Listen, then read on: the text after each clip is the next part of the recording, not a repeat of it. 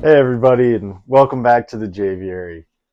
Today we're going to talk about getting ready for breeding. So not actual breeding, which will come soon, but how we breed. I've gotten a lot of questions lately from people. How do I get my birds synced up to where I live? What can I do to prepare my birds for breeding, both on the Instagram, on here? So I thought I'd make a quick video and talk about what we do, and we'll do some other fun stuff here in the aviary as well. So first, a quick update.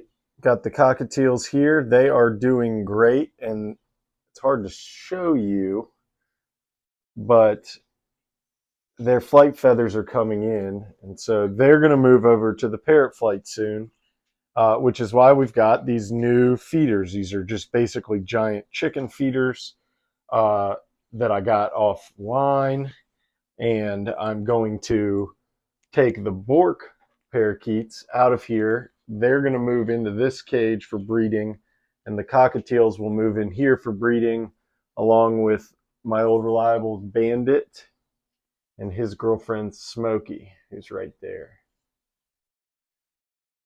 So right now, both these cages are empty. The canaries, I think I basically missed my window on getting them ready. And so we're going to still try to breed them in the outside aviary, but they are back out here and up to their normal hijinks. Some of the best video of my forbs that I've been able to get so far, and they are definitely a pair and definitely hanging out. So we've had a little bit of a colder weather thing come through, so I've got the cover back on the aviary, the outside covers, and we've got the heaters back in. We're running, I'm trying not to, I don't let it get colder than 65 out here or 72 inside. Got some birds finishing up molts. See if I can zoom in here. There it is. You see that is a great example of a Gouldian doing a strong head feather molt. Got the quail doing their thing. And basically, everybody is getting ready, still finishing our molts, but getting ready here shortly to go into breeding condition. So how did we get into where we're at? So there are two main things that get your birds into breeding condition primarily. And if you think about it, what we're doing is we're recreating their natural circumstances and environment. So the first thing is light, which we'll talk about here in a second. And the second thing is food availability, you know, what they're able to get, the variety of what they're able to get, and the total number of calories they're able to take in on a given day. So first, let's talk about light. Now, I have two sources of light here in the aviary. I have these inside lights in the shed. Then I also obviously have the sun. So the way I control the inside lights is they're on a timer here. You can see it's 4 p.m. And I can control the day and what time. I don't know if you'll be able to see this, but what time. So they come on right now at 6:45 in the morning, and they go off at 7:15 in the evening. And so what we're doing is every couple of weeks matching our sunrise and sunset, and I'm going 15 minutes before sunrise and 15 minutes after sunset. And as the days get longer, so do my lights in here. Now I've got two different bulbs in here. I've got regular fluorescent lights, and those are the ones that look more blue.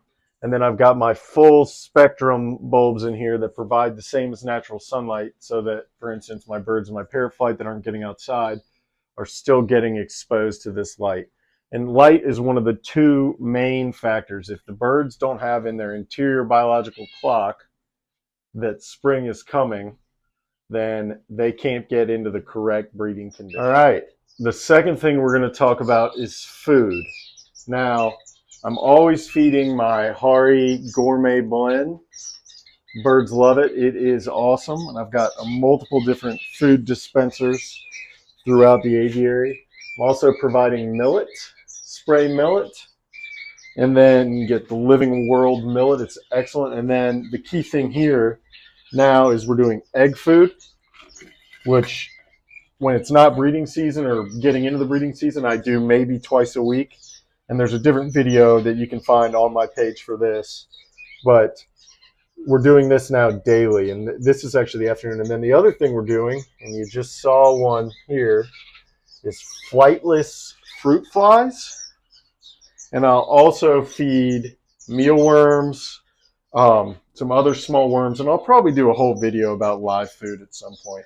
But especially for the African birds, live food is really spectacular for them. Some more of these fruit flies that haven't been eaten yet, but they will be. Okay, so let's sum it up. So you've got your light, which you're looking for about 14 hours a day.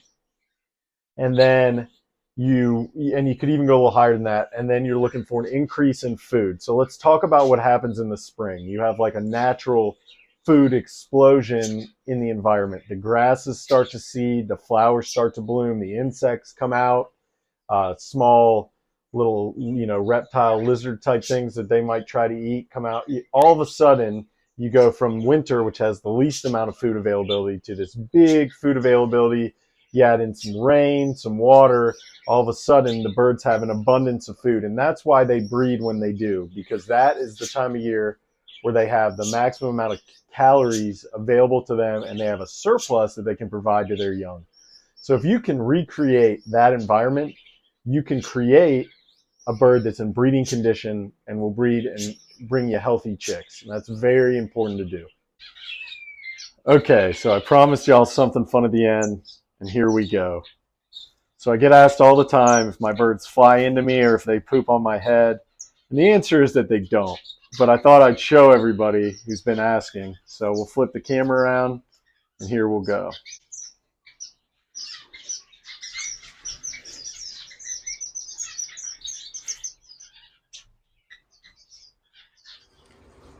All right, flock.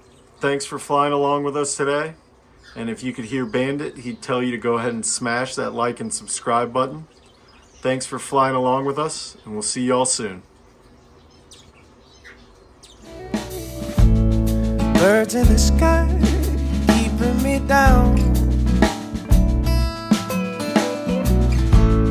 They won't let me inside of their town.